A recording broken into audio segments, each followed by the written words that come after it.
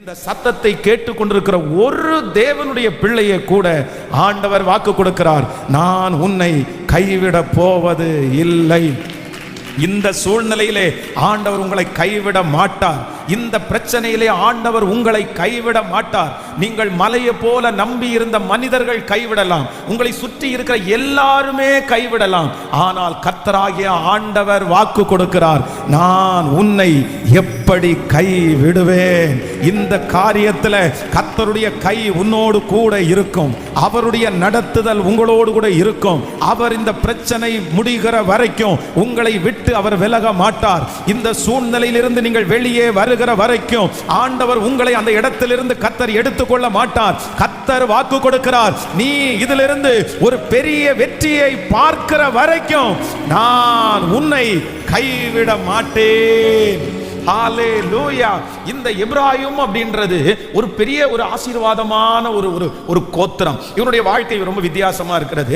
ஆனா இந்த எபிராயிம், இந்த வசனம் எப்படி சொல்லப்பட்டிருக்குன்னா, இந்த எபிராயிம் ஆண்டவர் செய்த நன்மையை மறந்து ஆண்டவரோடு உள்ள உறவை குறைச்சிக்கிட்டு ஆண்டவரை சுத்தமா கைவிட்டு ஆண்டவருடைய இருதயத்திற்கு ஏற்றது மாதிரி நடக்கல. அப்படின்னா வெளி தோற்றத்திற்கு ஆண்டவருடைய பிள்ளையை போல காமிச்சாலும் இருதயம் அளவிற்கு இந்த எபிராயிம் ஆண்டவரை விட்டு ரொம்ப தூரம் போயாச்சு. உடனே ஆண்டவர் என்ன சொல்றார் அப்படின்னு சொன்னா, நீ என்னை விட்டு தூரம் போனதுனால ஆண்டவர் இன்னொரு ராஜாக்களுடைய கையிலே ஒப்பு கொடுத்தார்.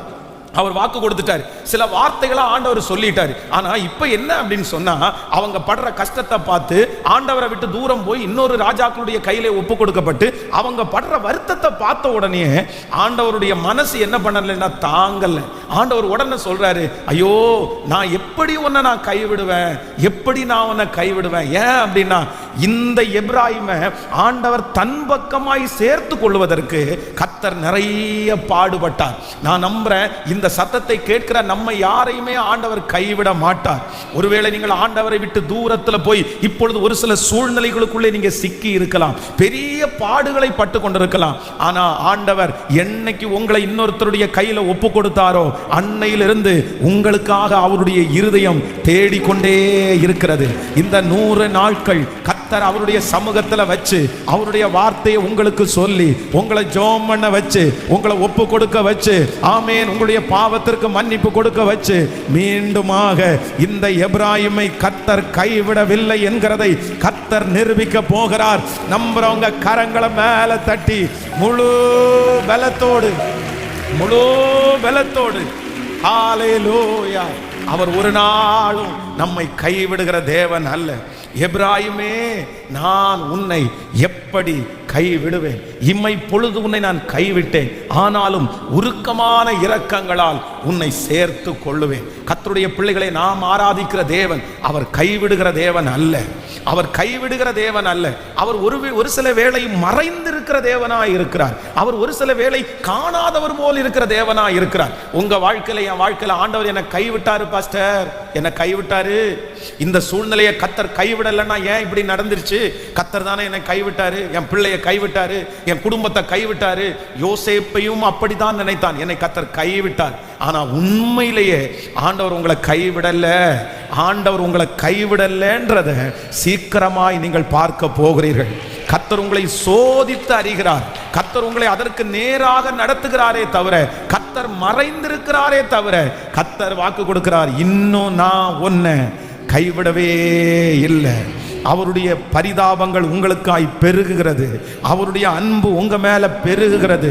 இந்த நாளில் ஜெபம் பண்ண அழுது ஒப்பு கொடுக்க கர்த்தருடைய வார்த்தையை விசுவாசிக்க ஆண்டவருடைய அன்பு மறுபடியும் உங்க மேல கடந்து வருது. அவருடைய பாசம் உங்க மேல கடந்து வருது. கர்த்தர் வாக்கு கொடுக்கிறார், இல்ல எபிராயிமே, நான் உன்னை எப்படி கைவிடுவேன். இஸ்ரவேலே, நான் உன்னை எப்படி ஒப்பு கொடுப்பேன். மனுஷரை கட்டி இழுக்கும் அன்பின் கயிறுகளால் என்னை கட்டி இழுத்தவர், அவருடைய இரத்தத்தை எனக்காக சிந்தினவர், அந்தகார இருளில் இருந்து என்னை ஆச்சரியமான ஒளியிடத்திற்கு கொண்டு வந்தவர். உங்க குடும்பத்தில் யாரும் ரட்சிக்கப்படாத போது உங்களை மட்டும் கர்த்தர் தெரிந்து கொண்டவர். உங்களை வேறு பிரிச்சவர். ஆமென். இதற்கு முன்பாக எத்தனையோ மரண கண்ணிகள் உங்களுக்கு வந்துச்சு, எத்தனையோ இடத்துல நீங்க மரிச்சு போக வேண்டியது. ஆனா கர்த்தர் அங்கிருந்தெல்லாம் உங்களை மரணத்திலிருந்து பாதுகாத்து, அம்புகளிலிருந்து பாதுகாத்து, பட்டயங்களிலிருந்து பாதுகாத்து இவ்வளவு நாள் வைத்திருக்கிற கர்த்தர் இப்ப வாக்கு கொடுக்கிறார், நான் உன்னை கைவிட போவது இல்லை. நம்புற கரங்களை தட்டி நீங்க திரும்பி வருவீங்க, நீங்க திரும்பி ஆறுதல் அடைவீங்க, திரும்பி நீங்க சுகத்தோட எழும்புவீங்க, திரும்ப ஒரு மகிமை உங்க தலையின் மேல வைக்கப்படும். நீ சகல ஆரவாரத்தோடு நீ வருவ, மேலத்த சத்தம் காதுகளில் கேட்கப்படும்.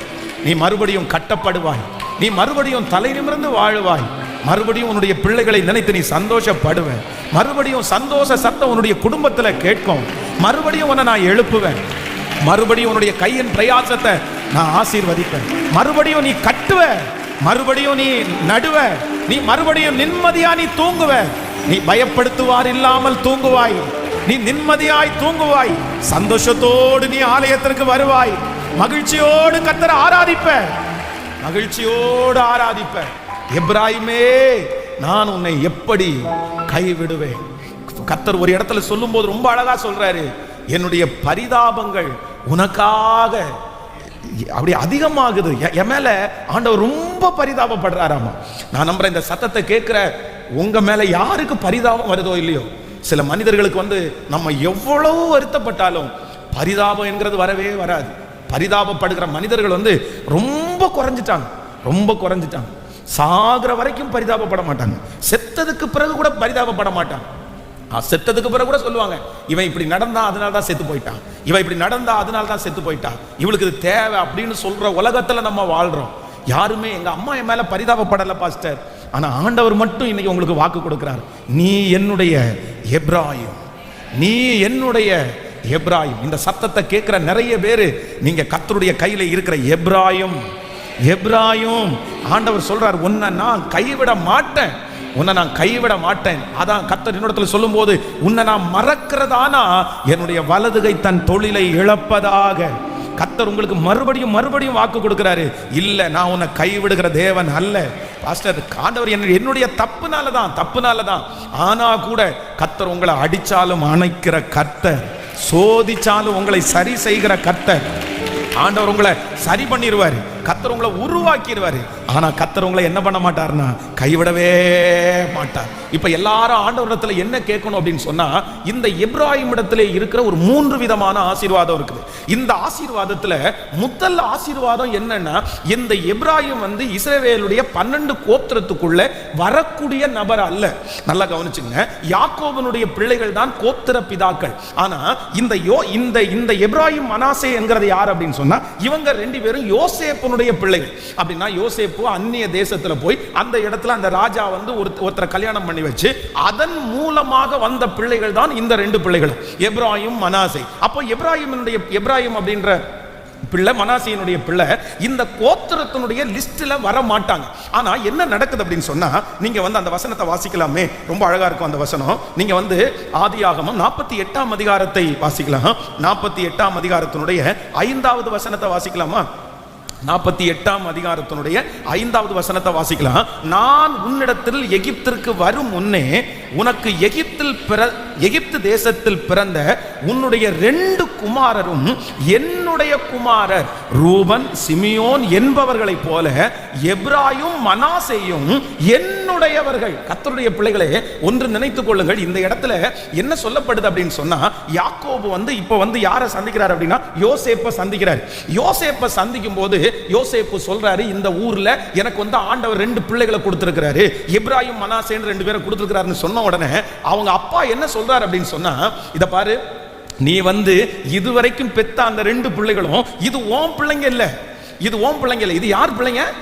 என்னுடைய பிள்ளைங்க. இனி பெத்து வேணா நீ வச்சுக்கோ, இனி பிறக்கிற பிள்ளைங்க எல்லாம் உனக்கு சொந்தமாகட்டும். ஆனா இப்ப இருக்கிற இந்த 2 பிள்ளைகளையும் இது என்னுடைய பிள்ளைங்க. அதுவும் யார போல என்னுடைய பிள்ளைங்க அப்படின்னு சொன்னா, ரூபன் சிமியோன் என்பவர்களை போல எப்ராயிம் மனாசே என்னுடையவர்கள். ஹல்லேலூயா.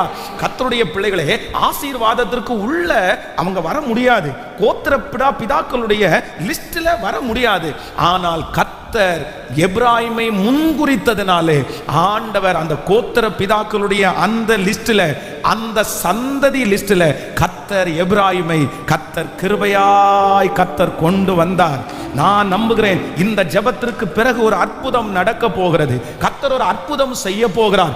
இதுவரையிலும் காலாகாலமாக சந்ததி சந்ததியாக அப்படியே தொடர்ந்து வந்திருந்த பெரிய பெரிய நபர்களை நீங்கள் பார்த்திருப்பீர்கள், ஆசீர்வதிக்கப்பட்டவர்களை பார்த்திருப்பீர்கள். அவர்கள் ஒருத்தருக்கு மட்டும்தான் அந்த ஆசீர்வாதம் சொந்தென்றவர்கள் சொல்லி இருப்பார்கள். நீங்க கூட அப்படிதான் நினைச்சிருக்கலாம். அது அவர்களுக்கும் அவங்க பிள்ளைகளுக்கும் உரியது, அவங்க குடும்பத்துக்கு உரியது, அவங்க வம்சத்துக்கு உரியது. அதுக்கெல்லாம் நமக்கு தகுதி இல்லை, அதுக்கெல்லாம் நம்ம செட் ஆக மாட்டோம், அது நம்முடைய குடும்பத்துக்கு அது வராது, அதெல்லாம் அவங்களுக்கு தான், நல்லவங்களுக்கு தான், ஆசீர்வதிக்கப்பட்டவர்களுக்கு தான், வசதி இருக்கிறவர்களுக்கு தான். நம்ம அந்த இடத்துல நெருங்க கூட முடியாது, நம்ம அந்த மாதிரி ஒரு பொசிஷன்ல உட்கார முடியாது.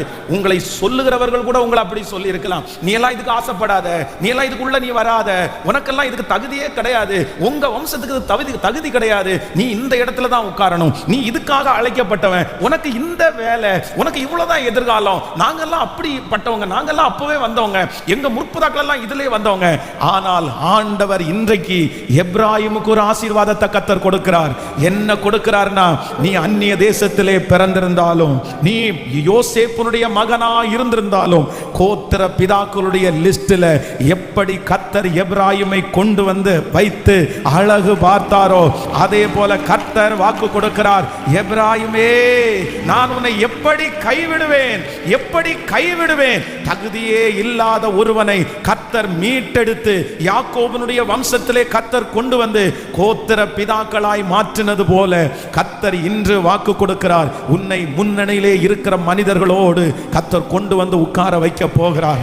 இனி அந்த தெருவிலே அவர்கள் மட்டுமல்ல, கர்த்தர் உங்களுக்கு ஒரு ஆயத்தம். இந்த இடத்தை நெருங்க முடியாது என்று சொல்லி நினைத்த இடத்தை, உட்கார முடியாது என்று சொன்ன பதவியை, ஹல்லேலூயா, யாருக்கும் கிடைக்கவே கூடாத அந்த இடத்தை கர்த்தர் வாக்கு கொடுக்கிறார். உங்களுக்கும் உங்கள் பிள்ளைகளுக்கும் கர்த்தர் தருவேன் என்று நம்புறவங்க கரங்களை முழுவதுமாய் தட்டி முழு பலத்தோடு விசுவாசிக்கிறவர்கள் thank you Jesus, thank you Jesus, thank you Jesus, ஹல்லேலூயா.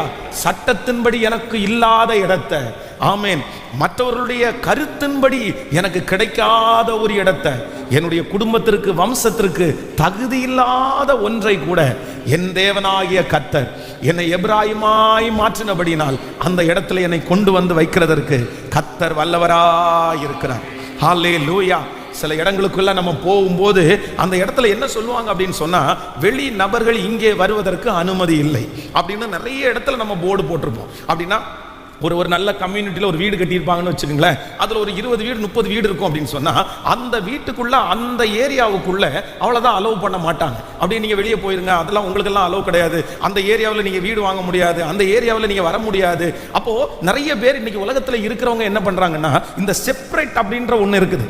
அப்போ நிறைய பேருக்கு பாருங்க, நிறைய பேருக்கு கனவாக இருக்கும். சில கடைகள் எல்லாம் பார்க்கும்போது சில பிள்ளைகள் வந்து, இந்த கடைக்குள்ள எல்லாம் நான் ஒரு நாள் போக மாட்டேனா, ஒரு நாள் கர்த்தர் என்ன கொண்டு போக மாட்டாரா? நமக்கு வந்து பொருட்கள் மேலையும் பணத்தின் மேலையும் இல்லைன்னா பதவியின் மேலையும் ஆசைக்காக நான் சொல்லல. ஆனா நம்முடைய ஆண்டவர் நினைப்பாரே ஆனால் அது இன்னொரு வம்சத்துக்குரியது, இல்லைன்னா அது இன்னொருத்தருக்குரியது, அது இன்னொரு குடும்பத்திற்குரியது. ஆனா கர்த்தர் வாக்கு கொடுக்கிறார், எப்ராயிமுக்கு இந்த வம்சத்திலே வருவதற்கு எந்த விதமான வழி இல்லாவிட்டாலும் கர்த்தர் எப்ராயிமை கர்த்தர் கோத்திர பிதாவாய் ஆண்டவர் கொண்டு வருவதற்கு வல்லவராய் இருக்கிறார். நான் சொல்லுகிற பலிபீடத்திலிருந்து சொல்லுகிற இந்த வார்த்தை, இது தீர்க்க தரிசனமான வார்த்தை, இது தீர்க்க தரிசனமான வார்த்தை.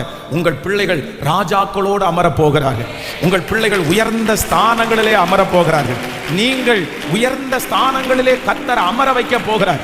இது உண்மை, இது உண்மை, இது உண்மை. ஆமென். எகிப்தின் சம்பாத்தியம், எத்தியோப்பியாவின் வர்த்தக லாபம், நெடிய ஆட்களாகிய சபையரின் வர்த்தக லாபம் தாண்டி உங்களிடத்திற்கு வந்து உங்களுடையதாகும் என்று சொன்னது போல, ஆமென், வம்சமாய் காலா காலமாய் நாட்கள் நாட்களாய் பெரிய பெரிய அச்சீவ்மெண்ட் பண்ணி பெரிய பெரிய இடத்தை பிடித்து அது யாருக்கும் விட்டு தர மாட்டேன், விட்டு கொடுக்க முடியாத இடத்துல இருக்கிற அநேகருக்கு ஆண்டவர் கிருபைப்படுகிறார்.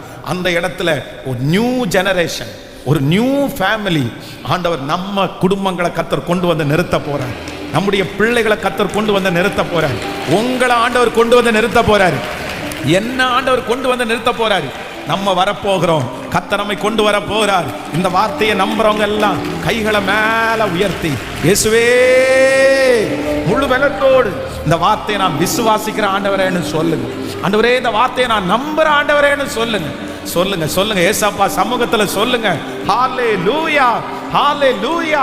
thank you jesus, thank you jesus. கானானிய ஸ்திரியை குறித்து வேதம் சொல்லுது. அவங்க என்ன சொல்றாங்க அப்படின்னு சொன்னா, ஆண்டவர் சொல்றாரு, பிள்ளைகளுடைய அப்பத்தை எடுத்து நாய்க்குட்டிகளுக்கு போடக்கூடாதே அப்படின்னு சொல்றாரு. உடனே இந்த அம்மா என்ன சொல்றாங்க அப்படின்னு சொன்னா, ஆண்டவரே பிள்ளைகளுடைய கையிலிருந்து விழுகிற அந்த மேஜையிலிருந்து விழுகிற துணிக்கையினால நாங்க திருப்தி ஆகும்ல. சொன்ன உடனே ஆண்டவர் சொல்றாரு, எப்பா எங்க ஜனங்களுக்குள்ளேயே இப்படிப்பட்ட ஒரு விசுவாசத்தை நான் என்ன பண்ணல, பார்க்கவே இல்லை. அப்படியே பாத்தீங்கன்னா உள்ள வந்துட்டாங்க பாருங்க.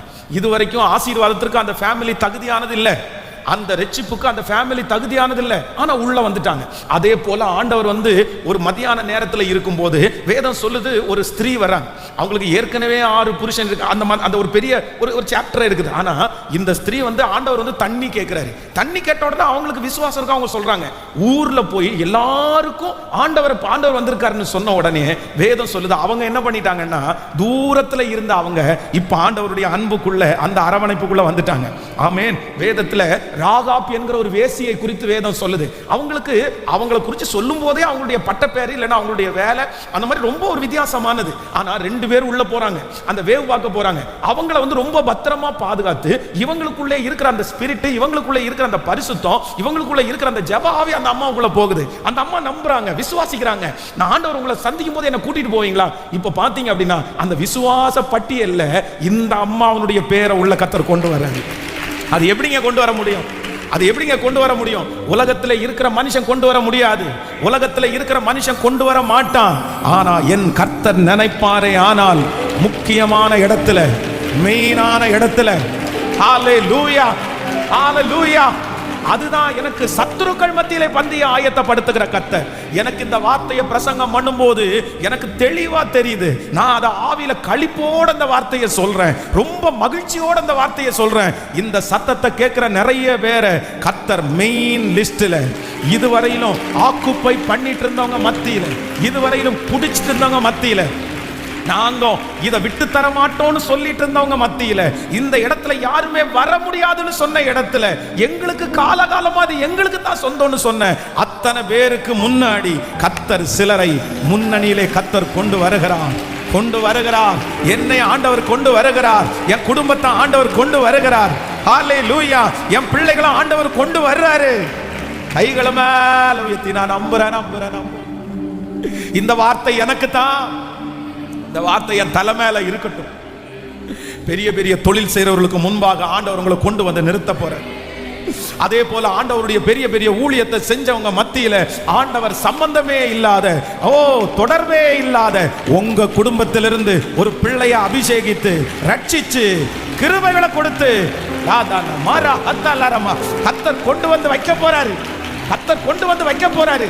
இல்ல புறக்கணிக்கப்பட்ட அந்த இடத்துல தான் thank you jesus, இதெல்லாம் அடைய முடியாதுன்னு சொன்ன இடத்துல அந்த இடத்துல கொண்டு வந்து வைக்க போறாரு. எப்ராயிமே எப்ராயிமே உன்னை எப்படி கை விடுவேன். ஆமென் ஹalleluya. குடும்பம் ரொம்ப சின்னது அப்படின்னு சொன்ன அந்த மனுஷனை தான் ஆண்டவர் முதலாய் ராஜாவாய் கர்த்தர் ஏற்படுத்தினார். ஹalleluya. உங்க பிள்ளைகள் எல்லாம் இவ்வளவுதானா, உன் பிள்ளைங்க வேற யாருமே இல்லையா அப்படின்னு சொல்லும் போது லிஸ்டிலேயே கொண்டு வராத ஒரு தாவீதை தான் கர்த்தர் ராஜாவாக கர்த்தர் அபிஷேகம் பண்ணினார். என் ஆண்டவர் நினைச்சார்னா லிஸ்டிலே இல்லாத உங்களை லிஸ்டில் கொண்டு வருவதற்கு என் கர்த்தர் வல்லவரா இருக்கிறார். ஹalleluya. நீங்க இல்லாம இருக்கலாம், உங்களை இல்லை நீங்க எத்தனை பேர் வேணாலும் சொல்லலாம். ஆனா என்னுடைய தகப்பன், என்னுடைய தேவன், அவர் நல்லவரா இருக்கிறார். ஆமென். எனக்கு தெரியும் சிலர் வந்து உரிமை பாராட்டுகிறார்கள், உங்களுக்கு முன்னாடி உரிமை பாராட்டுறாங்க. நீங்க எல்லாம் இங்க வரக்கூடாது, நீங்க எல்லாம் இங்க வரக்கூடாது, நீங்க எல்லாம் இங்க வரக்கூடாது. எத்தனையோ பேர், நானும் சொல்லுவேன், எத்தனையோ பேருடைய வார்த்தை அப்படி நான் கேட்டிருக்கிறேன், சின்ன வயசுல இருந்தே கேட்டிருக்கிறேன். நீ எல்லாம் இங்க வரக்கூடாதுப்பா, நீ எதுக்குப்பா இங்க வர்ற, நீ எல்லாம் இங்க கூடயே இருக்கக்கூடாது, நீ இந்த சேர்ல உட்காரக்கூடாது, இல்லைன்னா நீ இவங்களோட பேசவே கூடாது, நீ எப்படி இந்த காம்பவுண்டுக்குள்ள வந்துட்ட, இந்த காம்பவுண்டுக்குள்ள வரக்கூடாது. இந்த மாதிரி எத்தனையோ வார்த்தையை சின்ன வயசுல என்னுடைய காதுகளிலே கேட்டிருக்கிறேன். காதுகளிலே கேட்டது மட்டும் இல்ல, நானே அப்படி நினைச்சிருக்கிறேன். ஐயோ, நம்மலாம் இங்க போக முடியாது, நமக்கு அந்த மாதிரி தகுதி எல்லாம் இல்லை, அந்த இடத்துல எல்லாம் நம்ம வர்றதுக்கு என்ன இருக்கும், நமக்கு வேற அவங்களுக்கு வேற, இவங்க அடுத்தது நம்ம வேற, அந்த மாதிரிலாம் நம்ம யோசிக்கவே கூடாது. ஆனால் உண்மையிலே ஆண்டவருடைய பிள்ளைகளே, இன்றைக்கு நான் இந்த பலிபீடத்தில் நிற்கும் போது சொல்றேன், இந்த உலகத்திலே இருக்கிற எல்லா வேலையை விட பெரிய வேலை, எல்லா வேலையை விட ஆசீர்வாதமான வேலை, கோடிக்கணக்கான பணம் இருக்கிறவர்களை விட, அரசியல் தலைவர்களை விட பெரிய ஒரு உன்னதமான பணியை கர்த்தர் என் கையில தந்திருக்கிறதற்காக ராஜாதி ராஜாவுக்கு சேவை செய்வது, கர்த்தாதி கர்த்தருக்கு சேவை செய்வது எவ்வளோ பெரிய விஷயம், எவ்வளோ பெரிய விஷயம். ஹல்லேலூயா, ஆமென். எங்கு போனாலும் இப்ப கொஞ்சம் பேருக்கு என்ன தெரியும், சாட்சியை கேட்கறதுனால எங்க அப்பா யாருன்னு நிறைய பேருக்கு தெரியும். ஆனா ஒரு காலத்துல எல்லாம் பாத்தீங்கன்னா, ஒரு 5 வருஷத்துக்கு முன்னாடி எங்க போனாலும் என்ன பார்த்து எல்லாரும் ஃபர்ஸ்ட் பாக்குறவங்க அடுத்த வார்த்தை என்ன கேட்பாங்க அப்படின்னா, உங்க அப்பா பாஸ்டரா, உங்க அப்பா பாஸ்டரா, உங்க அப்பா பாஸ்டரா. எங்க போனாலும் இந்த வார்த்தையை கேட்பாங்க. அப்ப இங்க சர்ச்சில் வந்தா கூட யாராவது ஜெபம் பண்ண வந்தா ஃபர்ஸ்ட் என்ன அசிஸ்டன்ட் பாஸ்டர்னு நினைச்சிட்டு, அதுக்கப்புறம் அப்பா எங்க வெளியே போயிருக்காங்களா, அப்பா எப்ப வருவாங்க, இல்ல பெரிய பாஸ்டர் எப்ப பார்க்கலாம் அப்படின்னு எல்லாம் நிறைய பேர் கேட்டிருக்காங்க. அப்போ நான் என்ன நம்புறேன் அப்படின்னா, சம்பந்தமே இல்லாத ஒரு குடும்பத்துல ஒரு குடிகாரன் மகனாய் பிறந்து, ஆனா ஆண்டவர் பாருங்க, இந்த எப்ராயிமை போல, எப்ராயிம் அந்த யாக்கோபனுடைய பிள்ளைகளில் ஒன்றல்ல, யோசேப்பினுடைய பிள்ளைகள். ஆனா சொல்லிட்டார், இனி நீ கேட்கக்கூடாது என் பிள்ளைய, இந்த 2 பிள்ளையும் நீ கேட்டுறாத, இந்த 2 பிள்ளையும் எனக்கு சொந்தமான பிள்ளைங்க. அதுவும் யார மாதிரின்னு சொல்றாரு, அவருக்கு அவ்வளவு ஏஜ் ஆச்சு, அந்த வயசான காலத்துல சொல்றாரு, அது நான் தத்தெடுக்கிறேன். யார மாதிரி? நீ நினைக்கிற மாதிரி என்னமோ சும்மா தத்தெடுக்கிறேன்னு நினைக்காத, என்னுடைய மூத்த மகன் ரூபன மாதிரி, என்னுடைய அடுத்த மகன் சிமியோன மாதிரி, இந்த எப்ராயும் மனாசையும் அந்த லிஸ்ட்லயே வரணும்னு சொல்றாரு பாருங்களேன். ஹல்லேலூயா. கொண்டு வந்தாரா? எப்ராயிம் கொண்டு வரப்படுகிறவர்கள். கர்த்தர் உங்களை கொண்டு வருவார், உங்க குடும்பத்தை கொண்டு வருவார். ஹல்லேலூயா. இந்த வார்த்தை எனக்கு தான் ஆண்டவரே, என் குடும்பத்துக்கு தான் ஆண்டவரே, என் குடும்பத்துக்கு தான் ஆண்டவரே, குடும்பத்துக்கு தான் ஆண்டவரே. ஹல்லேலூயா. இது நிறைவேறுகிற காலம் சமீபமா இருக்கிறதுக்காக நன்றி, துரிதமா இருக்கிறதுக்காக நன்றி. ஆமென். நீங்க ஆயத்தப்படுங்க. எதுக்கு நீங்க ஆயத்தப்படுங்க அப்படின்னு சொன்னா, கர்த்தர் வாக்கு கொடுக்கிறாரு, நீங்க முற்பிதாக்களுடைய அந்த லிஸ்ட்ல, அப்படின்னா பெரிய பெரிய இடங்களிலே உட்கார்ந்து இருக்கிற அந்த லிஸ்ட்ல வருவதற்காக நீங்கள் ஆயத்தப்படுங்க. விசுவாசிக்கிறீங்களா? எத்தனை பேர் நம்புறீங்க? எத்தனை பேர் விசுவாசிக்கிறீங்க? அந்த லிஸ்ட்ல ஆண்டவர் உங்களை கொண்டு வர போறார். இது கர்த்தருடைய வார்த்தை, இது கர்த்தருடைய வார்த்தை. பலத்தினாலும் அல்ல, பராக்கிரமத்தினாலும் அல்ல, தேவனுடைய ஆவியினால் எல்லாம் ஆகும். ஆமென். சோ நம்பர் 2, இரண்டாவதாக இந்த எப்ராயிமினுடைய ஆசீர்வாதத்தை, இல்லைன்னா இந்த எப்ராயிம் எப்படிப்பட்ட சூழ்நிலையிலிருந்து வந்தாரு, ஆண்டவர் இவர் மேல வச்சிருக்கிற அந்த அன்பை குறித்து நான் தியானிக்கும் போது ரொம்ப ஆச்சரியமா இருந்துச்சு. வாசிக்கலாம், ஒரு வசனத்தை வாசிக்கலாமா? ஆமென். நீங்கள் ஆதியாகமத்தில் 47வது வசனத்துக்கு அதிகாரத்துக்கு வாங்கல, 48ஆம் அதிகாரத்தினுடைய 19வது வசனத்துக்கு வாங்க பார்க்கலாம். ஆமென். 48வது அதிகாரத்தினுடைய 19வது வசனத்தை வாசிக்கலாமா? ஆதியாகமம் 48ஆம் அதிகாரத்தினுடைய 19வது வசனத்தை வாசிக்கலாம். அவன் தகப்பனோ தடுத்து, அது எனக்கு தெரியும் என் மகனே, எனக்கு தெரியும், இவனும் ஒரு ஜனக்கூட்டம் ஆவான், இவனும் பெருகுவான், இவனுடைய தம்பியோ இவனிலும் அதிகமாய் பெருகுவான், அவனுடைய சந்ததியார் திரளான ஜனங்கள் உள்ளவர் ஆவார்கள் என்றார். நீங்க அதுக்கு முன்னாடி 17வது வசனத்திலிருந்து வாசிக்கலாமா? 17வது வசனம். தகப்பன் தன் வலது கையை எப்ராயிமுடைய தலையின் மேல் வைத்ததை யோசேப்பு கண்டு, அது தனக்கு பிரியமில்லாதபடியினால் எப்ராயிமுடைய தலையின் மேல் இருந்த தன் தகப்பனுடைய கையை மனாசேயினுடைய தலையின் மேல் வைக்கும்படி எடுத்து, என் தகப்பனே, அப்படி அல்ல, இவன் மூத்தவன், இவனுடைய தலையின் மேல் உம்முடைய வலது கையை வைக்க வேண்டும் என்றான். நல்லா கவனிங்க ஆண்டவருடைய பிள்ளைகளே. இப்போ யோசேப்புக்கு எத்தனை பிள்ளைங்க? 2 பிள்ளைங்க, எப்ராயிம், மனாசே. நம்ம பேசும்போது கூட எப்ராயிம் மனாசேன்னு பேசுறோம், ஆனா மனாசே எப்ராயிம், இதுதான் கரெக்டான வேர்டு.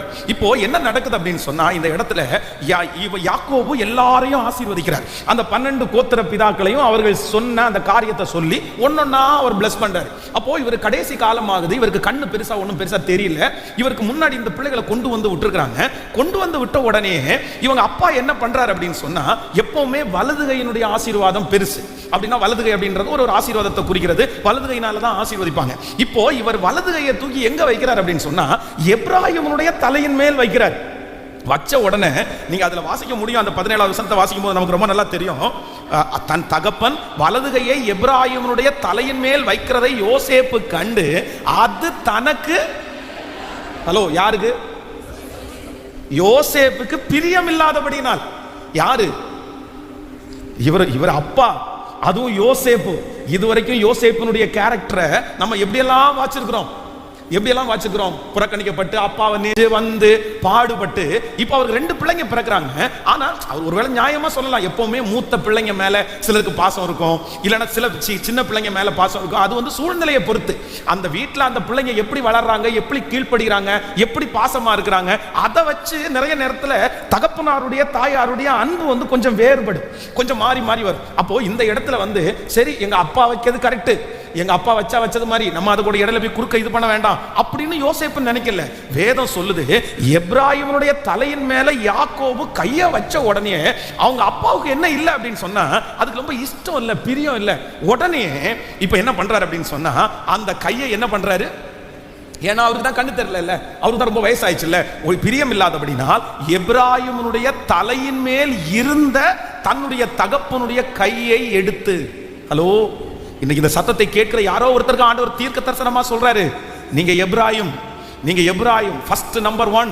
முதலாவதாக எப்ராயிம் வந்து ஆசீர்வதித்துக்குரியவன் அல்ல, வெற்றிக்குரியவன் அல்ல, உயர்வுக்குரியவன் அல்ல. ஆனா அப்படி இருந்த உங்களை கர்த்தர் வரிசையில கொண்டு வருவேன் ஃபர்ஸ்ட் வாக்கு கொடுத்தாரு. ஆண்டவர் எப்ராயிமை வரிசையில கொண்டு வந்தார். பிதாக்களுடைய வரிசையில கர்த்தர் கொண்டு வந்தார். ராஜாக்களுடைய வரிசையில கர்த்தர் கொண்டு வந்தார். பெரிய பெரிய தலைவர்களுடைய லிஸ்ட்ல கர்த்தர் கொண்டு வந்தார். தகுதியே இல்லாத இடத்துல கர்த்தர் கொண்டு வந்தார். இது ஆண்டவருடைய தீர்க்க தரிசனமான வார்த்தை. நிச்சயமாய் அப்படியே நடக்கும். கர்த்தரை செய்வதற்கு கர்த்தர் வல்லவரா இருக்கிறார். ஆனா இந்த இடத்துல வேதம் சொல்லுகிறது, தன்னுடைய தகப்பனுக்கே என்ன இல்லைன்னா விருப்பம் இல்லை. தன்னுடைய தகப்பனார் வந்து அவன் செய்வான், அவன் இருக்கட்டும், அவன் சின்ன பையன் தானே, அவன் மேல எனக்கு ஒரு பெரிய எக்ஸ்பெக்டேஷன் இல்லை, அவன் மேல ஒரு பெரிய எதிர்பார்ப்பு இல்லை. மூத்தவன் நல்லா செய்வான், இவன் நல்லா செய்வான், இவன் மேல எனக்கு நிறைய ஒப்பீனியன் இருக்குது, இவன் அப்பவே நல்லா படிக்கிற ஆளு, இவன் அப்பவே எல்லாத்தையும் முடிச்சுட்டு வர ஆளு, எனக்கு இவன் மேல ஒப்பீனியன் இருக்குது, இவன் மேல சுத்தமா இல்ல அப்படின்னு தன்னுடைய வச்ச கையை எடுத்து இப்ப எங்க வைக்கிறார் அப்படின்னு சொன்னா, மனாசையினுடைய தலையின் மேல் வைக்கும்படி எடுத்து. அடுத்த 18வது வசனத்தை வாசிக்கலாம். என் தகப்பனே, அப்படி அல்ல, இவன் மூத்தவன், இவனுடைய தலையின் மேல் உம்முடைய வலது கையை வைக்க வேண்டும் அப்படின்னு கட்டளையா சொல்றான். வைக்க வேண்டும் என்றான். அவன் தகப்பனோ பரலோக தகப்பனோ, உங்களை வேறு பிரிச்ச தகப்பனோ, உங்களை உருவாக்குன தகப்பனோ தடுத்து அது எனக்கு தெரியும் மகனே. இன்னைக்கு நிறைய பேரை பார்த்து ஆண்டவர் ஒரு வார்த்தை சொல்றாரு. நிறைய பேர் உங்களை பற்றி பெரிய பெரிய சர்டிபிகேட்ஸ் எல்லாம் கொடுக்குறாங்க. கூட பிறந்தவங்களே உங்களை குறித்து சர்டிபிகேட் கொடுக்குறாங்க. பெத்த அம்மா அப்பாவே உங்களை குறித்து சர்டிபிகேட் கொடுக்குறாங்க. அதுவா, அந்த பையனா, அந்த பொண்ணா, பாசத்தினாலதான் உங்களுடைய கணிப்பை வச்சு, உங்களுடைய திறமையை வச்சு, நீங்க எப்படி இருக்கிறீங்கன்றதை வச்சு, அவங்க முன்னாடி நீங்க எப்படி நடந்துக்கிறீங்கன்றதை வச்சு ஒவ்வொரு அம்மாவுக்கும் ஒவ்வொரு அப்பாவுக்கும் ஒரு யோசனை இருக்கும்.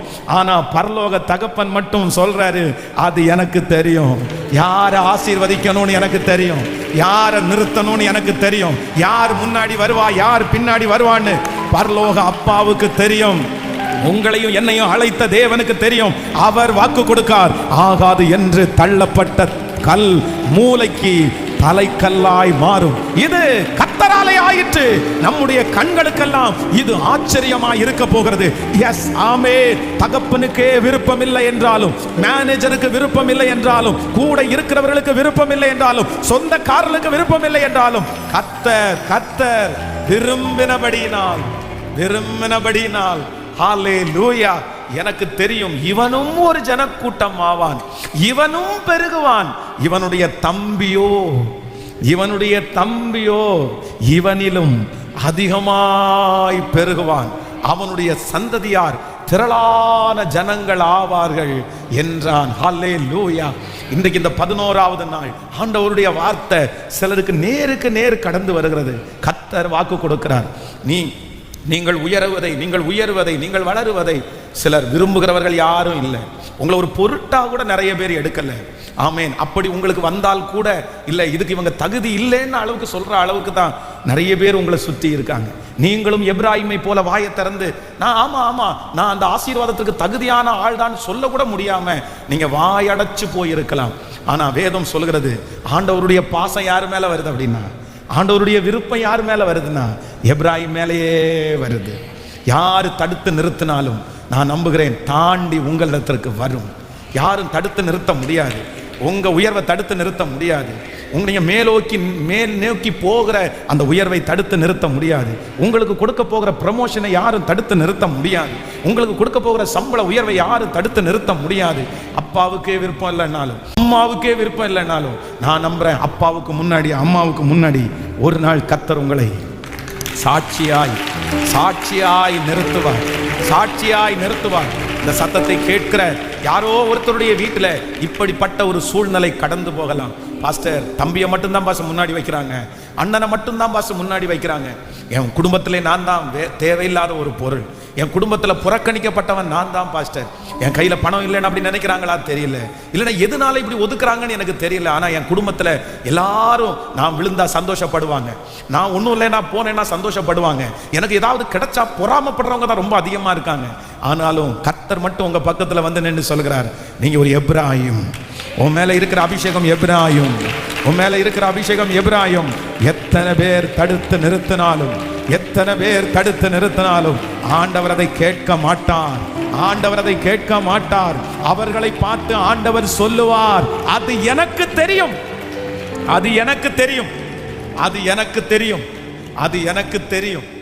யாரு போக வேண்டான்னு சொன்னாலும் கர்த்தர் அந்த காரியத்தை செய்வார். ஹல்லேலூயா. கைகளை மேல உயர்த்தி சொல்லுங்க, அந்த எப்ராயிமுடைய அபிஷேகம் என் தலையின் மேல இருப்பதாக சொல்லுங்க. முழு பலத்தோட சொல்லுங்க, அந்த எப்ராயிமுடைய அபிஷேகம் என் தலையின் மேல இருப்பதாக முழு பலத்தோட. இயேசப்பா, ஹல்லேலூயா. தகப்பனுடைய மன விருப்பத்தை தாண்டி வளருகிறவன் தான் எப்ராயிம். தகப்பனுடைய மன விருப்பத்தை தாண்டி வளருகிறவன் தான் எப்ராயிம். ஆமென், ஹல்லேலூயா. சுற்றி இருக்கிற அத்தனை பேருடைய விருப்பத்தையும் தாண்டி உட்கார பண்ணுகிறவன் தான் எப்ராயிம். ஆமென், ஹல்லேலூயா. எனக்கு குறித்திருக்கிறதை அவர் நிறைவேற்றுவார். யார் தடுத்தாலும் அது கண்டிப்பாக நிற்காது. எத்தனை பேர் தடுத்தாலும் எனக்கு குறித்திருக்கிறதை அவர் நிறைவேற்றுவதற்கு அவர் வல்லவராயிருக்கிறார். ஏனென்றால் அவர் பெரியவர். ஆமென். ஆகாய விண்மீனாய் அவர் ஜனம் பெருகும், நீங்களும் நானும் பெருகுவோம். ஆகாய விண்மீனாய் பெருகுவோம். அதை தடுப்பதற்கு ஒரு மனிதனாலும் முடியாது. ஒரு மனிதனுக்கும் அந்த சக்தியை கர்த்தர் தரமாட்டார். எப்ராயிம் நம்பர் 1, முதலாவதாக எப்ராயிம் அந்த லிஸ்டிலே வர வேண்டியவன் அல்ல, ஆனா கர்த்தரதிலே கொண்டு வந்தார். நம்பர் 2, இரண்டாவதாக எப்ராயிம் தன்னுடைய தகப்பனுடைய விருப்பத்தை தாண்டி கொண்டு வரப்பட்டவன் தான் எப்ராயிம். ஹல்லேலூயா. அதனாலதான் ஆண்டவர் எப்ராயிமை பார்த்து சொல்றாரு, எப்ராயிமே, நான் உன்னை எப்படி கைவிடுவேன். ஹல்லேலூயா. இந்த சத்தத்தை கேட்கிற நம்ம நிறைய பேரை ஆண்டவர் முதல்ல எப்படி கொண்டு வந்தார் அப்படின்னு சொன்னா, நம்ம நிறைய பேர் அந்நியரா இருந்தோம், நம்ம புறஜாதிகளா இருந்தோம். நம்ம யாரும் ரட்சிக்கப்படுவதற்கு, பரலோக ராஜ்யத்துக்கு நம்ம யாரும் பங்குள்ளவர்கள் அல்ல. ஆனா ஆண்டவராகிய இயேசு கிறிஸ்து இந்த உலகத்துல வந்து அவருடைய ரத்தத்தை சிந்தி நமக்காக மரித்து புறஜாதிகளாய் இருந்த நம்மை பரலோகத்தோட கர்த்தர் ஒன்றிணைத்தார். நம்மை அவர்களோடு ஒன்றிணைத்தார். அவருடைய ரத்தம் நம்மை ஒன்றிணைத்தது. அப்ப நான் நம்புறேன், இந்த காலத்தினுடைய எப்ராயிம் யார் அப்படின்னா நீங்களும் நானும் தான் எப்ராயிம். எத்தனை பேரை ஆமோதிக்கிறீங்க? நம்மளை எப்ராயிமா மாற்றுறதுக்கு ஒரு தகப்பன் பாடுபட்டார். அன்றைக்கு எப்ராயிம் அந்த இடத்துல கொண்டு வந்ததுக்கு யாக்கோபு எப்படி பாடுபட்டாரோ, அவர் உரிமையா என் மகன் என்று சொன்னாரோ, எனக்கு தெரியும் என்று சொன்னாரோ, அதே போல உங்களுக்காகவும் எனக்கும் ரத்தத்தை சிந்தின இயேசு நமக்காக நின்றார். அவர் இடையில நின்னாரு, அவர் குறுக்க நின்னாரு, அவர் நின்னு சொன்னாரு, என் பிள்ளை சத்துரு நம்மளை அவனுக்குரியவன் அப்படின்னு சொல்லும் போது அவருடைய ரத்தத்தை கொடுத்து நம்மளை மீட்டுக்கிட்டாரு. அதனால இந்த கிருபையின் காலத்துல கர்த்தர் உங்களையும் என்னையும் எப்படி வச்சிருக்கிறார்னா எப்ராயிமாய் கர்த்தர் வைத்திருக்கிறார். எத்தனை பேர் விசுவாசிக்கிறீங்க? நம்பர் 1, முதலாவதாக ஆண்டவர் கொண்டு வர போறாரு. இனி அப்படியே நாங்க தான் எங்களை தவிர வேற யாருமே இந்த இடத்துல இருக்க முடியாது அப்படின்னு சொல்லாம சொன்னவங்க, பார்வையினாலே நம்மிடத்துல சொன்னவங்க, இல்ல இதுதான் விதிக்கப்பட்டது என்று இருந்த இடத்துல கர்த்தர் கொஞ்சம் கொஞ்சமா யாரை கொண்டு வர போறாருன்னா உங்களையும் என்னையும், உங்களுடைய குடும்பத்தையும் என் குடும்பத்தையும் கர்த்தர் கொண்டு வர போறாரு. விசுவாசிக்கிறீங்களா? இதை நீங்க தீர்க்க தரிசனமா எடுங்க. உங்க ஃபேமிலியிலே, உங்க குடும்பத்திலேயே இது எங்களுக்கு மட்டும்தான், இதுல வேற யாருமே வர முடியாதுன்னு நான் நம்புறேன். யாரெல்லாம் அப்படி சொல்லிட்டு இருக்கிறாங்களோ அவங்க முன்னாடி கர்த்தர் உங்களுக்கும் அதை கொடுத்து உங்களையும் ஆசீர்வதித்து என் பிள்ளைய கர்த்தர் நிறுத்துவேன் என்று கர்த்தர் வாக்கு கொடுக்கிறாரு. உங்களை ஆண்டவர் நிறுத்த போறாரு. இது உண்மை. கர்த்தருடைய பிள்ளைகளை அவர்களுக்கு மட்டுமல்ல, தாண்டி ஆண்டவர் உங்களுக்கு வர பண்ண போறாரு. விசுவாசிக்கிறீங்களா இல்லையா? எத்தனை பேர் நம்புறீங்க ஆண்டவருடைய சமூகத்துல? நான் நம்புறேன். உங்களுடைய இருதயம் அப்படியே எழுப்புதலா இந்த வார்த்தைக்கு ஆமென் சொல்லணும். நான் அப்படிதான் இந்த பலிபீடத்தில் நிற்கும் போது அவருடைய வார்த்தையை ருசிச்சு நான் தான் அந்த எப்ராயிம். ஹல்லேலூயா. என்னை பார்த்து இல்ல எனக்கு முன்னாடி நீ என்ன அப்படின்னு வரவே முடியாதுன்னு சொன்னவங்களுக்கு முன்னாடி தேவன் என்னை நிறுத்த போறார் என்று விசுவாசிக்கிறேன். சோ நம்பர் 3, மூன்றாவதாக இந்த எப்ராயிமுடைய தலையின் மேல் இருந்த மூன்றாவது ஆசீர்வாதம். எதை தாண்டி இந்த எப்ராயிம் வந்தாரு? எந்த மன அழுத்தத்தை, ஸ்ட்ரெஸ்ஸை தாண்டி, எவ்வளவு பெரிய கட்டை தாண்டி ஆண்டவர் இவரை கொண்டு வந்தார், மீட்டெடுத்தார் அப்படின்றத நம்ம ஆதியாகமம் 41ஆம் அதிகாரத்தினுடைய 52வது வசனத்தை வாசிக்கலாமா? 41ஆம் அதிகாரம் 52வது வசனத்தை வாசிக்கலாம். ஆமென். நான் சிறுமைப்பட்டிருந்த தேசத்தில் தேவன் என்னை பலுக பண்ணினார் என்று சொல்லி இளையவனுக்கு எப்ராயிம் என்று பெயரிட்டான். நீங்கள் 51வது வசனத்தை வாசிக்கலாம். ஆமென். யோசேப்பு என் வருத்தம் யாவையும் என் தகப்பனுடைய குடும்பம் அனைத்தையும் நான் மறக்கும்படி தேவன் பண்ணினார் என்று சொல்லி மூத்தவனுக்கு மனாசை என்று பெயரிட்டான். அடுத்தது, நான் சிறுமைப்பட்டிருந்த தேசத்தில் தேவன் என்னை பலுக பண்ணினார் என்று சொல்லி இளையவனுக்கு எப்ராயிம் என்று பெயரிட்டான். ஹல்லேலூயா. எப்ராயிமுக்கு மூன்றாவது வந்த ஒரு பெரிய ஆசீர்வாதம் என்ன அப்படின்னா, நான் சிறுமைப்பட்ட தேசத்தில், நான் சித்திரவதையை அனுபவித்த தேசத்தில், நான் அவமானப்பட்ட தேசத்தில், என்னை களவாய் கொண்டு போகப்பட்ட தேசத்தில், என்னை கேட்கறதுக்கு யாருமே இல்லைன்னு நினைச்சு பொய் குற்றம் சாட்டப்பட்ட அந்த தேசத்தில் நான் பெருகும்படி பலுகும்படி பண்ணினார் என்று அவனுக்கு பெயர் எப்ராயிம். எப்ராயிம் என்கிறதற்கு என்ன அர்த்தம் அப்படின்னு சொன்னா, சிறுமைப்பட்ட தேசத்தில் கர்த்தர் என்னை பெருக பண்ணினார். ஹல்லேலூயா. நான் விசுவாசிக்கிறேன், கர்த்தரால் அழைக்கப்பட்ட எப்ராயிம் நீங்க, உங்க குடும்பம் எப்ராயிம், உங்க பிள்ளைங்க எப்ராயிம் வம்சத்தை சேர்ந்தவங்க. கர்த்தர் உங்களை எப்ராயிமாய் கர்த்தர் அங்கீகரிக்கிறார். உங்களை எப்ராயிமே அப்படின்னு அழைக்கும் போது கர்த்தர் சொல்றாரு, எந்த இடத்துல அவமானப்பட்டாயோ, எந்த இடத்துல வெட்கப்பட்டாயோ, எந்த இடத்துல தலை குனிஞ்சீங்களோ, எந்த இடத்துல சிறுமப்பட்டீங்களோ, எந்த இடத்துல உங்களை கேட்கறதுக்கு யாருமே இல்லையோ, எந்த இடத்துல கூனி குறுகி போய் நின்னீங்களோ, எந்த இடத்துல உங்களை நீங்க ரொம்ப லோவா நினைச்சீங்களோ, கர்த்தர் வாக்கு கொடுக்கிறார். எப்ராயிம் அதே இடத்துல, அதே ஜனங்களுக்கு முன்னாடி, அதே சூழ்நிலையில அவன் தலையை உயர்த்துவேன் என்று கர்த்தர் வாக்கு கொடுக்கிறார். நம்புறவங்க கரங்களை மேல தட்டி முழு பலத்தோடு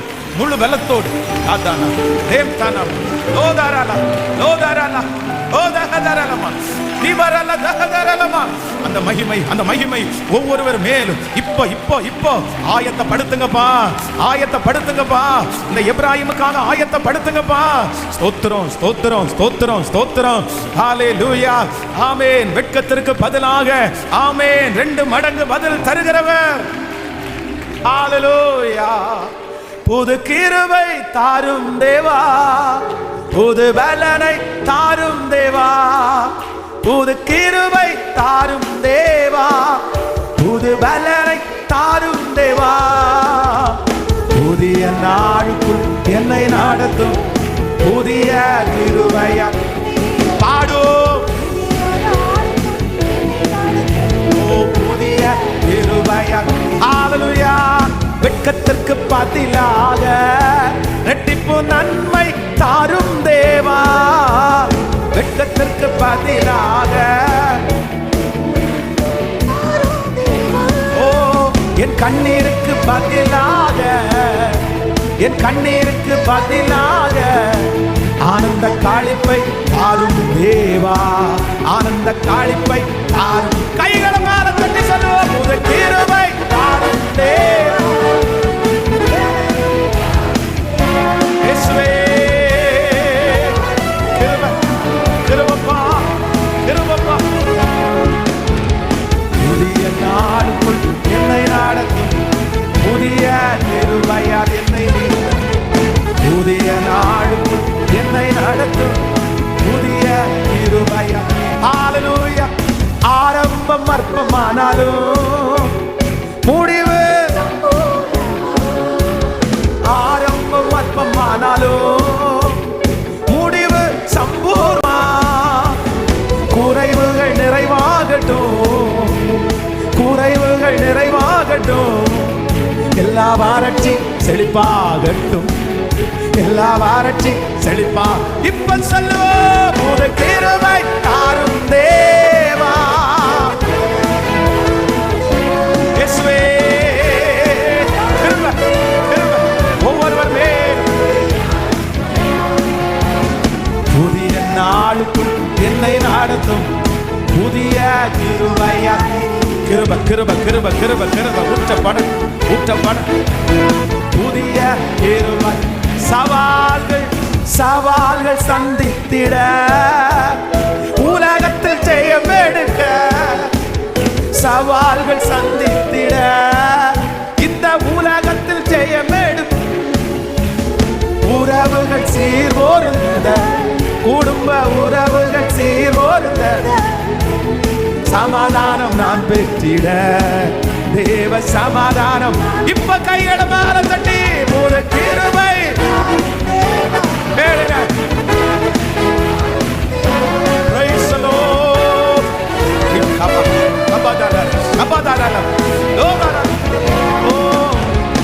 புதிய நாடு என்னை நாடத்தும் புதிய கிருபையால் என்னை நீர. புதிய நாடுக்குள் என்னை நடத்தும் புதிய.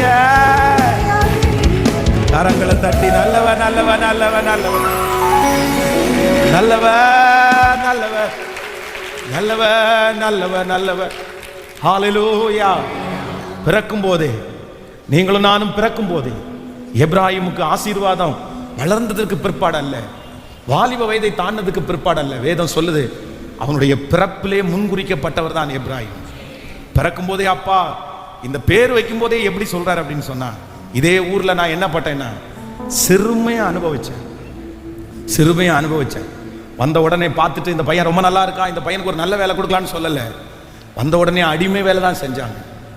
எந்த வேதம் சொல்லுது, அவனுடைய கைகள் வந்து விலங்கு போட்டு ஒடுக்கப்பட்டது. நமக்கு வந்து யோசேப்பு அனுபவிச்ச சித்திரவதைகள் எல்லாம் வந்து நமக்கு நிறைய நமக்கு தெரியாது. ஆனா உண்மையிலே தான் நேசித்த தகப்பனாரை விட்டுட்டு பலவர்ண அங்கேயே கொடுத்து அவ்வளவு சந்தோஷமா பார்க்குற அந்த அப்பாவை விட்டுட்டு ஒரு பிள்ளை, வாலிப பிள்ளை தனியா ஒரு காட்டுக்குள்ள பாஷை தெரியாத ஒரு ஊர்ல வந்து சர்வே பண்றதுன்றது வந்து சாதாரணமானதே கிடையாது, சாதாரணமானதே கிடையாது. அங்க இருக்கிற எதுவுமே அவனுக்கு செட் ஆகல, எல்லாமே ஏருக்கு மாறா இருக்குது, எல்லாருமே விரோதிகளா இருக்காங்க. எங்க நம்புறது என்ன பண்றது எதுவுமே தெரியல. ஆனா அந்த மாதிரி ஒவ்வொரு நாளும் சித்திரவதை, ஒவ்வொரு நாளும் மன வருத்தம். இப்போ யோசேப்பு சொல்றாரு, இந்த சிறுமைப்பட்ட தேசத்திலே தேவன் என்னை பலுக பண்ணினார். அதுக்கு நான் ஒன்று சொல்லுவேன், எப்ராஹிம் எப்ராஹிம் எப்ராஹிம் எப்ராஹிம். ஆண்டவர் எல்லாரையும் பார்த்து, நான் நம்புறேன் நம்முடைய வீட்டில் வந்து ஒரு பெரிய உங்க பேர் என்னவா வேணாலும் இருக்கலாம், என்னவா வேணா இருக்கலாம், ஆனால் ஆண்டவருடைய பார்வையில் நீங்களும் நான் எப்ராஹிம். இன்னைக்கு உங்களுக்கு ஒரு புது பேர், நீங்கள் ஒரு புது நாமத்தினால் அழைக்கப்படுவீர்கள், ஒரு புது பேரினால் நீங்கள் அழைக்கப்படுகிறீர்கள். அந்த பேர் என்னன்னா எப்ராஹிம். எப்ராஹிம், ஹல்லேலூயா. எப்ராஹிமே, நான் உன்னை எப்படி, உண்மைதானே, இவ்வளவு செஞ்சு இவ்வளவு அழகா நம்மளை கொண்டு வந்திருக்கிறார்ல. நீங்களும் நானும் இந்த இடத்துல வர்றதுக்கு என்ன சும்மா சாதாரணம் நினைச்சீங்களா? இந்த இயேசுவை தெரிஞ்சுக்கிட்டது சாதாரணம் நினைச்சீங்களா? ரட்சிக்கப்பட்டது சாதாரணமா? ஞானஸ்நானம் எடுத்தது சாதாரணமா? கிடையவே கிடையாது. ஒரு நாள்ல எத்தனை பைபிள்கள் கொடுக்கப்படுது தெரியுமா? ஒரு நாள்ல எத்தனை பேருக்கு பிரசங்கம் பண்ணப்படுது தெரியுமா? ஒரு நாள்ல எத்தனை பேருக்கு தனித்தனியா போய் சுவிசேஷம் அறிவிக்கப்படுது தெரியுமா? ஆனா சுவிசேஷம் அறிவிக்கப்படுகிற எல்லாரும் ரட்சிக்கப்படுறது இல்லை. ஒவ்வொரு நாளும் எத்தனை அற்புதங்கள் கர்த்தர் செய்றார் தெரியுமா? அற்புதம் பெற்றுக்கொண்ட யார், அற்புதம் பெற்றுக்கொண்டதுல நிறைய பேர் ஆண்டவரை ஏற்றுக்கிட்டது இல்லை. ஆண்டவரை ஏற்றுக்கிட்டது இல்லை. சுவிசேஷம் அறிவிக்கப்பட்ட நிறைய பேர் ஆண்டவரை ஏற்றுக்கிட்டது இல்லை. செய்தி கேட்கிற எல்லாரும் ஆண்டவரை ஏற்றுக்கிட்டது இல்லை. நம்ம குடும்பத்திலேயே இன்னைக்கும் ஆண்டவரை நேசிக்கிறவங்க இருக்கிறாங்க, செய்தி கேட்கிறவங்க இருக்காங்க. ஆனா இன்னும் அவங்க யாருக்குள்ள பலப்படலைன்னா, ரட்சிப்புக்கு நேரா வரல. இன்னும் நிறைய பேர் ஞானஸ்நானம் கூட எடுக்கல. இன்னும் நிறைய பேர் ஆண்டவரை சொந்த ரட்சகராக கூட ஏத்துக்கல. ஆனா ஆண்டவர் பாருங்க, அத்தனை வம்சங்கள் உங்களை சுற்றி இருக்கும் போது அவர் உங்களையும் என்னையும் தெரிந்து கொண்டு பேர் சொல்லி அழைத்து அவருடைய பிள்ளைகளாய் மாற்றி, எப்ராயிமே இவ்வளோ தூரம் நம்மளை கொண்டு வந்த கர்த்தர், இந்த உலகத்திலிருந்து இப்படி வேறு பிரித்து எடுத்த கர்த்தர் உங்களை எப்படி சிஸ்டர் கைவிடுவாரு? எப்படி பிரதர் கைவிடுவாரு? நம்ம தற்கொலை பண்ணி சாக வேண்டியவங்க அல்ல, நம்ம ஒன்றும் இல்லாமல் சாக வேண்டியவங்க அல்ல. நம்ம சகிக்கிற ஒன்றும் நமக்கு ஒவ்வொன்றும் கிரீடம், நம்ம தாங்குகிற ஒவ்வொன்றும் நமக்கு கிரீடம், நம்ம சமாளிக்கிற ஒவ்வொன்றும் கிரீடமா மாறும். அதற்கு கர்த்தர் அங்கீகாரத்தை கர்த்தர் வைக்கிறார். தற்கொலை எண்ணம் உங்களுக்குள்ள எப்படி வருது? சாகலான்னு உங்களுக்கு எப்படி தோணுது? மரிக்கலான்னு உங்களுக்கு எப்படி தோணலாம்? சூசைட் பண்ணலான்னு நீங்க எப்படி அந்த தாட் உங்களுக்குள்ள வருது? நீங்க எவ்வளவு வேல்யூபிளான ஒரு பர்சன், நீங்க எவ்வளவு கனத்துக்குரிய ஒரு ஆள். உங்களை மீட்டெடுத்த ரத்தம் சாதாரணமான ரத்தமா? எவ்வளவு விலையேற பெற்ற ரத்தம். கிறிஸ்து நமக்கு ஜீவனா இருக்கிறாரே, நம்ம பரலோகத்துக்குரியவர்கள். உங்களை என்னையும் பார்க்கும்போது பிசாசு நடுங்குது பிரதர், நடுங்குது சிஸ்டர். பிசாசுக்கு வேற யாரு மேலேயும் கவனம் இல்லை, நம்ம மேலதான் கவனம். அதனாலதான் நமக்கு சோதனை கொடுக்கிறான். இவ்வளோ பெரிய ஆசீர்வாதமான இந்த ஜனமாகிய நம்ம சின்ன சின்ன விஷயத்துக்காக, உலக விஷயத்துக்காக இந்த வாழ்க்கை வேண்டான்னு நினைக்கலாமா? ஆண்டவரை தூசிக்கலாமா? முடிக்கலாமா? நீங்க சொல்லணும், நம்ம எவ்வளோ பெரிய காரியத்தை கர்த்தர் நமக்கு கொடுத்திருக்கிறாரு, எவ்வளோ பெரிய விலையேற பெற்றவர்கள். ஹல்லேலூயா. நிறைய பேருக்கு தெரியாது, உங்களுக்கு சுத்தி இருக்கவங்களுக்கு தெரியாது. அதை குறித்து கவலைப்படாதீங்க. இனி உங்க வாயிலிருந்து நான் சாகணும்ன்ற எண்ணம் வரக்கூடாது, அந்த வார்த்தை வரக்கூடாது உங்க வாயிலிருந்து. அப்படி ஒருவேளை அந்த வார்த்தை வந்துச்சுன்னா தயவு செய்து இன்னைக்கு மன்னிப்பு கேளுங்க. தெரியாம சொல்லிட்டேன் ஏசப்பா, தெரியாம சொல்லிட்டேன் ஏசப்பா. இங்க வயசான பாட்டிய காலில் தட்டி மிதிச்சு சாப்பாட்டு தட்டை அப்படியே உருட்டி காலில் தட்டி சாப்பிடுன்னு சொன்ன அந்த தாய், அந்த வயசான அம்மா இங்க இருந்து கண்ணை மூடி பரலோகத்துல மாளிகையில போய் உட்கார்ந்துட்டு இருக்குது. அப்படி நெற்றியில கிரீடங்களோட உட்கார்ந்து இருக்குது. இந்த உலகத்துல இருக்கிற பெத்த பையனுக்கு அந்த அம்மாவை பற்றி என்ன எவ்வளவு வேல்யூன்னு தெரியல, சொந்தக்காரங்களுக்கு தெரியல. ஆனா பரலோகத்துல தூதர்களுக்கு, பரலோகத்திற்கு தெரியும் இவங்க எவ்வளவு வேல்யூ உள்ள பர்சன் அப்படின்னு தெரியும். அதனால நான் நம்புறேன், பரலோகத்திற்கு தெரியும், உங்களை குறிச்சு தெரியும். அதனால நீங்க வாழணும், வெற்றி உள்ள ஒரு சந்ததியை பெற்றெடுக்கணும். நீங்க எப்ராயிம், நீங்க எப்ராயிம். இப்ப இந்த 3 ஆசீர்வாதத்தையும் சொல்லிட்டே எழுப்பி நின்று ஜெபம் பண்ண போறோம். 1, நம்பர் 1, ஹல்லேலூயா. எப்ராயிம் சட்டப்படி, மனுஷனுடைய சித்தப்படி இல்ல, வம்சாவளியாய் அந்த ஆசீர்வாதத்துக்குள்ளே வர முடியாவிட்டாலும் அந்த ஆசீர்வாதத்திலே இணைக்கப்பட்ட ஒருவன், சேர்க்கப்பட்ட ஒருவன். அந்த ஆசீர்வாதத்திலே அவனுக்கும் ஒரு பங்கு இருக்கிறது, முக்கியமான பங்கு இருக்கிறது. ஹல்லேலூயா. இன்னி நெஞ்ச தட்டி தலையை நிமிர்ந்து பார்த்து அப்படி சொன்னவங்க முன்னாடி நிறைய ஆண்டவருடைய பிள்ளைங்க தலை நிமிர்ந்து அவர்களுக்கு சரிக்கு சமமாய், அவர்களுக்கு சரிக்கு சமமாய், இன்னும் அவர்களை விட ஒரு படி மேல, ஒரு மடி மேல. புரியுதா? எத்தனை பேருக்கு ஆமோதிக்கிறீர்கள்? ஒரு படிக்கு மேல ஆண்டவர் உங்களை கொண்டு போய் உட்கார வைக்க போறாரு. யார் உங்களை பார்த்து சொல்ல முடியும்? யார் சொல்ல முடியும் நாங்க தான் ரொம்ப பெரிய ஆளுன்னு? கர்த்தர் சொல்றாரு. ஹல்லேலூயா. அவங்க வம்சமாய் தொடர்ந்து கொண்டே இருந்தாலும் இடையில உங்களை கர்த்தர் கொண்டு போவாரு. அவர்களை பார்க்கலாம் ஆண்டவர் உங்களை சாட்சியாய் நிறுத்துறதற்கு கர்த்தர் வல்லவர். நம்பர் 2, இரண்டாவதாக இந்த எப்ராயிமுடைய தலையின் மேல் இருக்கிற இரண்டாவது ஒரு மிகப்பெரிய அபிஷேகம் என்ன அப்படின்னு சொன்னா, நிறைய பேருடைய விருப்பத்தை தாண்டி வளர்கிறவன் தான் எப்ராயிம். அப்பாவுடைய விருப்பத்தை தாண்டி வளர்கிறவன் தான் எப்ராயிம்.